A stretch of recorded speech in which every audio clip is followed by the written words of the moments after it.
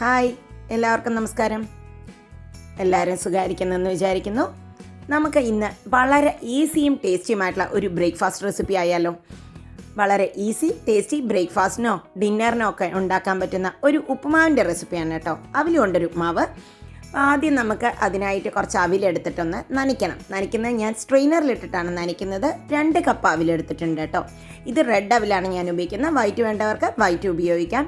ഇത് തിന്നായിട്ടുള്ളൊരു അവിലായതുകൊണ്ടാണ് ഇങ്ങനെ കഴുകുന്നത് കേട്ടോ. അപ്പോൾ വെള്ളം ഒഴിച്ചിട്ട് നമുക്ക് ജസ്റ്റ് എല്ലായിടത്തേക്കും ഒന്ന് ആക്കി കൊടുക്കാം. ഇല്ല എങ്കിൽ നമ്മൾ വെള്ളം ഒഴിച്ച് കഴുകുകയാണെങ്കിൽ ഇത് ഫുള്ള് കട്ട പിടിച്ച് പോകും കേട്ടോ. അപ്പോൾ ഇത് ഭയങ്കര തിക്കായിട്ടുള്ള അവിലല്ല ഇപ്പോൾ കിട്ടുന്നതൊക്കെ, എന്നാൽ ഒരുപാട് തിന്നുമല്ല. അപ്പോൾ ഇങ്ങനെ ആകുമ്പോൾ നമുക്ക് നല്ല ഉലർന്നിട്ട് ഉപ്പുമാവ് കിട്ടും. ഇല്ല എങ്കിൽ കട്ട പിടിക്കും. അതുകൊണ്ടാണ് ഇങ്ങനെ സ്ട്രെയിനറിലിട്ടിട്ട് ചെയ്യുന്നത്. അപ്പോൾ എല്ലാവിടേക്കും വെള്ളമാക്കാൻ വേണ്ടി കുറച്ചും കൂടി വെള്ളം ഇതുമാതിരി ഒഴിച്ച് കൊടുത്തിട്ടുണ്ട് കേട്ടോ.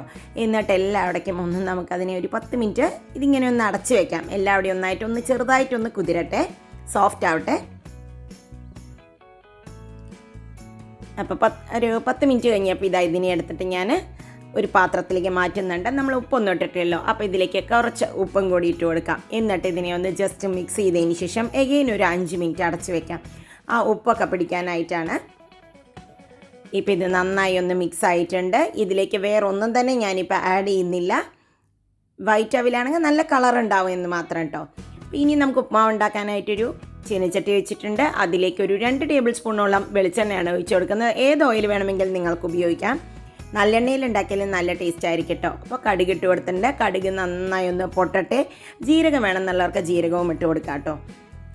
കടുകൊന്ന് നന്നായി പൊട്ടി വരുമ്പോൾ ഒരു 3 ടേബിൾ സ്പൂണോളം നിലക്കടലയാണ് ഇട്ട് കൊടുക്കുന്നത്. പച്ച നിലക്കടലയാണ് കേട്ടോ.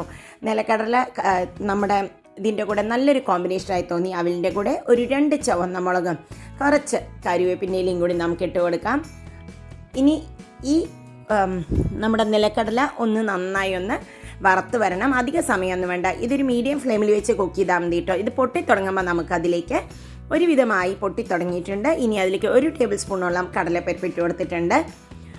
അതും ഒന്ന് ചൂടായി വരട്ടെ. ഒരു 2 മിനിറ്റ് ഇളക്കുമ്പോഴേക്കും തന്നെ കടലപ്പരിപ്പ് നന്നായി ചൂടാവും. എല്ലാതും കൂടി ഒന്നിച്ചിട്ട് കൊടുത്തു കഴിഞ്ഞാൽ ചില സാധനങ്ങൾ കരിഞ്ഞു പോകും. 1 ടേബിൾ സ്പൂണോളം ഉഴുന്നുപരിപ്പും കൂടി ഇട്ട് കൊടുത്തിട്ടുണ്ട് കേട്ടോ. ഈ ഉപ്മാവുകളിൽ ഇങ്ങനെയുള്ള സാധനങ്ങളൊക്കെ കടിക്കുക നല്ലൊരു ടേസ്റ്റല്ലേ. അപ്പോൾ നിങ്ങൾക്ക് ഇത് ഏതെങ്കിലും ഒന്നും ഇഷ്ടമല്ലെങ്കിൽ ഒഴിവാക്കാം കേട്ടോ. ഇപ്പോൾ അതെല്ലാം നന്നായി വറുത്ത് വന്നിട്ടുണ്ട് കണ്ടോ, നല്ലവണ്ണം വറുത്ത് വന്നിട്ടുണ്ട്. ഇനി നമുക്കിതിലേക്ക് ഒരു 1/2 കപ്പ് ഒനിയൻ ചെറുതായി അരിഞ്ഞതിട്ട് കൊടുക്കാം.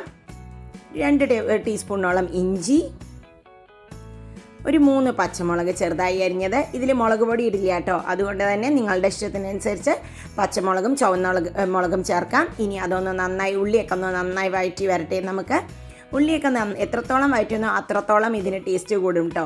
ഒരു 1/4 ടീസ്പൂൺ മഞ്ഞൾപ്പൊടിയും കൂടി ഇട്ട് കൊടുക്കാം. എന്നിട്ട് ഇതിനെ നന്നായി ഒന്ന് ഇളക്കാം.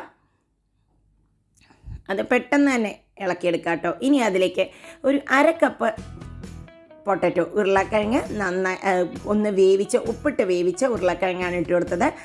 ഈ ഉരുളക്കിഴങ്ങും അവിലും നല്ലൊരു കോമ്പിനേഷനാണ് കേട്ടോ. അത് നന്നായി ഒന്ന് ഇളക്കി മിക്സായി വരുമ്പോൾ നമുക്ക് നനച്ച് വെച്ചിട്ടുള്ള അവിലും കൂടി ഇട്ട് കൊടുക്കാം. കണ്ടോ അവിൽ എത്ര ഉലർന്നാണ് കിടക്കുന്നത് കണ്ടോ. സാധാരണയായിട്ട് നമ്മൾ ചിലപ്പോൾ അവിൽ കഴുകിക്കഴിഞ്ഞാൽ അത് കുഴഞ്ഞു പോകും. ഇങ്ങനെ സ്ട്രെയിനറിലിട്ട് കഴുകുമ്പോൾ അതൊട്ടും തന്നെ കുഴഞ്ഞു പോവില്ല. ഇതിനെ നന്നായി ഒന്ന് മിക്സ് ചെയ്തതിന് ശേഷം നമുക്കൊരു 5 മിനിറ്റോളം ചെറിയ തീയിൽ അടച്ച് വെക്കാം. അപ്പോൾ എല്ലാറ്റിലേക്കും ആ ടേസ്റ്റൊക്കെ ഒന്ന് ഇറങ്ങട്ടെ. ഒരു 5 മിനിറ്റ് കഴിഞ്ഞു കേട്ടോ. ഇനി ഇതിനെ ഒന്ന് ജസ്റ്റ് ഒന്ന് ഇളക്കി നോക്കാം. എല്ലാവിടേക്കും ചൂടൊക്കെ ആയിട്ടുണ്ട്. ഇനി നമ്മളിത് വാങ്ങിക്കുന്നതിന് മുമ്പായിട്ട് കുറച്ച് സാധനങ്ങളും കൂടി ആഡ് ചെയ്ത് കൊടുക്കാം. നമുക്ക് കുറച്ച് മല്ലിയുടെ ഇല ഇട്ട് കൊടുക്കുന്നുണ്ട്. ജസ്റ്റ് ഒന്ന് ഇളക്കണമെന്ന് മാത്രം കേട്ടോ. ഒന്ന് ചെറുതായി ഒന്ന് ഇളക്കി കൊടുത്തു. ഇനി ഇതിലേക്ക് ഒരു ചെറിയൊരു പുളി ഉണ്ടെങ്കിൽ ഉപ്മാവിന് നല്ലൊരു ടേസ്റ്റല്ലേ. അതുകൊണ്ട് തന്നെ ലേശം നാരങ്ങനീരും കൂടി ഒഴിച്ചെടുക്കാം. നാരങ്ങനീര് അവസാനം ഒഴിച്ചു കൊടുത്താൽ മാത്രം മതി കേട്ടോ. വാങ്ങിക്കുന്നതിന് ജസ്റ്റ് ബിഫോർ അതിനെ അപ്പം തന്നെ ഒന്ന് എല്ലാവിടേക്കും ഒന്ന് ഇളക്കി കൊടുക്കണ്ട. അപ്പോഴേ എല്ലാ സ്ഥലത്തേക്കും ആ ടേസ്റ്റ് വരുള്ളൂ. കുറച്ച് തേങ്ങയും കൂടി ഇട്ട് കൊടുക്കാം. നമുക്ക് ഉപ്മാവല്ലേ, അപ്പോൾ അതിൽ തേങ്ങയും കൂടി ഉണ്ടെങ്കിൽ നല്ലൊരു ടേസ്റ്റ് അല്ലേ. അവിലും തേങ്ങയും അല്ലെങ്കിലും നല്ലൊരു കോമ്പിനേഷൻ അല്ലേ. ജസ്റ്റ് ഒന്ന് ഇളക്കി യോജിപ്പിക്കാം നമുക്ക് ഇതെല്ലാം കൂടിയിട്ട്. എന്നിട്ട് നമുക്കിതിനെ ഒരു ടെക്നിക്കും കൂടി ഉണ്ട് കേട്ടോ. നമ്മൾ നെയ്യൊക്കെ അല്ലേ ഒഴിക്കാം. നെയ്യും എണ്ണയൊക്കെ ഒഴിക്കുന്നതിന് വരെ കുറച്ച് ബട്ടർ അവിടെ ഇവിടെ ഇങ്ങനെ ഇട്ട് കൊടുക്കാം. എന്നിട്ട് ഇതിനെ ഒന്ന് ഓഫ് ചെയ്യാം കേട്ടോ. ഓഫ് ചെയ്തതിന് ശേഷം ഒരു 2 മിനിറ്റ് കഴിഞ്ഞിട്ട് സെർവ് ചെയ്യാം. അപ്പോൾ ഈ ബട്ടർ ഇതിലേക്ക് ഇറങ്ങിയിട്ട് നല്ലൊരു ഫ്ലേവർ കിട്ടും നമുക്ക്. അപ്പോൾ ഇതാ റെഡി ടു സെർവ് ആയിട്ടുണ്ട് കേട്ടോ. ഇനി ഇതിനെ പ്ലേറ്റിലേക്ക് എടുക്കാം, ഇത് അങ്ങോട്ട് കൂട്ടി കഴിക്കാം. നിങ്ങൾക്കൊരു കാര്യം കൂടി, ഇതിലുള്ള ഈ ചുവന്ന മുളകില്ലേ, ചുവന്ന മുളകിനെ നമുക്ക് ഇത്തിരി തൈരിൽ അങ്ങോട്ട് മിക്സ് ചെയ്തിട്ട് ഉപ്പും ഇട്ടിട്ട് ഇതിൻ്റെ കൂടെ കഴിക്കാൻ സൂപ്പർ കോമ്പിനേഷനാണ് കേട്ടോ.